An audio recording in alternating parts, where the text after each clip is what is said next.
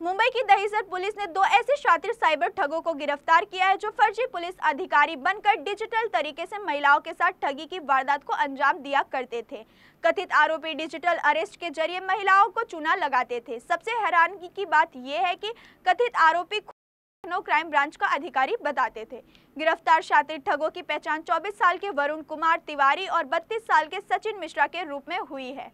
Police ने इन्हें Mira road इलाके से धर दबोचा है। वहीं ठगी की वारदात में शामिल मुख्य आरोपी अभी भी फरार बताया जा रहा है, जिसकी पुलिस तलाश कर रही है। गिरफ्तार दोनों मूल रूप से उत्तर प्रदेश के रहने वाले हैं। दरअसल इन दोनों शातिर ठगों ने दहिसर की एक महिला को फोन कर खुद को लखनऊ क्राइम ब्रांच का अधिकारी बताया था और कहा कि आपके नाम से एक फर्जी सिम का इस्तेमाल साइबर ठगी के लिए किया जा रहा है, जिसके चलते आपके खिलाफ केस दर्ज होगा और गिरफ्तार कर जेल भेज दिया जाएगा। आरोपी की बात सुनकर महिला डर गई। वहीं ठगों ने डर का फायदा उठाकर गिरफ्तारी से बचने के नाम पर यूपीआई के जरिए महिला के अकाउंट से 88,888 रुपए एक बैंक खाते में ट्रांसफर करा लिया। वहीं ठगी का एहसास होने के बाद महिला ने दहिसर पुलिस स्टेशन में एफआईआर दर्ज कराई। शिकायत मिलने के बाद मामले की जांच में जुटी पुलिस ने सबसे पहले जिस बैंक खाते में पैसे जमा कराए गए थे उस बैंक के नोडल ऑफिसर से बात कर महिला के ट्रांसफर किए पैसों को फ्रीज कराया। पुलिस ने जब आगे की जांच की तो पता चला कि इन ठगों ने कांदिवली के कर्नाटका बैंक में 10 अलग-अलग लोगों के नाम अकाउंट खोल रखे हैं, जिसका इस्तेमाल साइबर फ्रॉड में पैसे ट्रांसफर करने के लिए किया जा रहा है। इन आरोपियों ने प्राइवेट कंपनी में जॉब दिलाने के नाम पर 10 से अधिक लोगों के बैंक में अकाउंट खोल रखे थे। एनसीसीआरपी पोर्टल से जांच में पता चला कि इन 10 बैंक अकाउंट में ठगी से कई ट्रांजैक्शन हैं। इन आरोपियों ने पूरे देश में अलग अलग राज्यों में ऐसी ही लखनऊ के क्राइम ब्रांच का अधिकारी बनकर सैकड़ों वारदातों को अंजाम दिया है। पुलिस ने अब 63 मामलों का पर्दाफाश किया और जांच जारी है। आरोपियों के पास मोबाइल और कई प्रकार के दस्तावेज बरामद हुए हैं। फिलहाल पुलिस इस बात का पता लगाने में जुटी है कि कथित आरोपियों के गिरोह में और कितने लोग शामिल हैं और इन्होंने अब तक कितनी ठगी की वारदातों को अंजाम दिया है।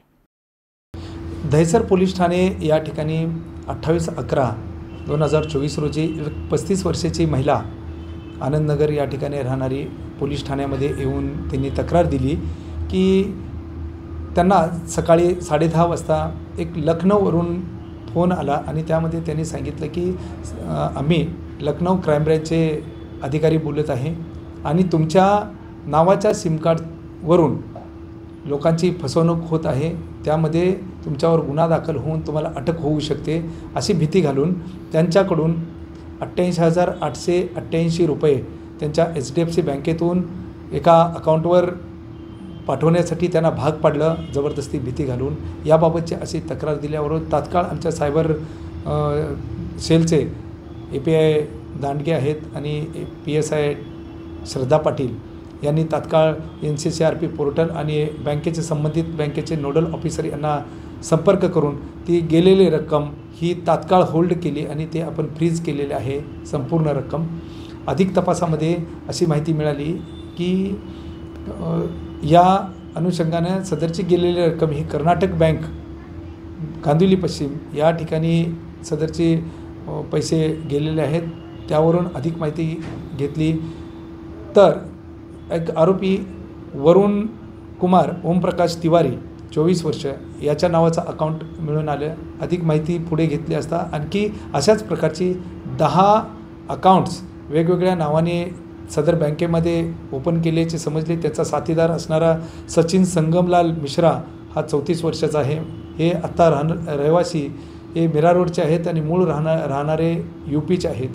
या आरोपीने अशा प्रकारच्या 10 वेगवेगळ्या लोकांना ओम सोल्युशन कंपनीमध्ये कामासाठी सॅलरी अकाउंट लावण्याचा बहाणा करून लोकांचे हे अकाउंट खोललेले आहेत आणि या आरोपीने आत्तापर्यंत अधिक सखोल तपास केला असता त्यांच्या अकाउंटवर जवळजवळ 63 NCCRP पोर्टलवर दाखल झालेल्या तक्रारी यांच्या अकाउंटवर दिसून येत आहेत आणि सदरच्या हे तक्रारी भारतातील वेगवेगळ्या राज्यातील हरियाणा, कर्नाटक, महाराष्ट्र, पश्चिम बंगाल, उत्तर प्रदेश, तेलंगणा, तामिळनाडू, गुजरात, मध्य प्रदेश, केरळ, बिहार, ओरिसा, झारखंड अशा वेगवेगळ्या राज्यातल्या ह्या तक्रारी आहेत आणि 63 सायबर पोर्टलवर या तक्रारी दाखल आहेत। याच्यावरून ह्या सदरच्या 63 तक्रारी या उघडकीस येतील त्या संबंधित आम्ही राज्यांना आम्ही कळवून सदर आरोपीबाबत माहिती देत आहे. त्याच्या पुढे आणखी एक आरोपीने केलेला गुन्हा, ह्या दोघांनी केलेला गुन्हा कांदिवली नॉर्थ सायबर ऑफिस आहे या ठिकाणी केल्याचे निष्पन्न झालेले आहे. त्यावरून सदर आरोपीचा ताबा त्यांनासुद्धा देण्यात येणार आहे. अधिक तपास या गुन्ह्यामध्ये चालू आहे.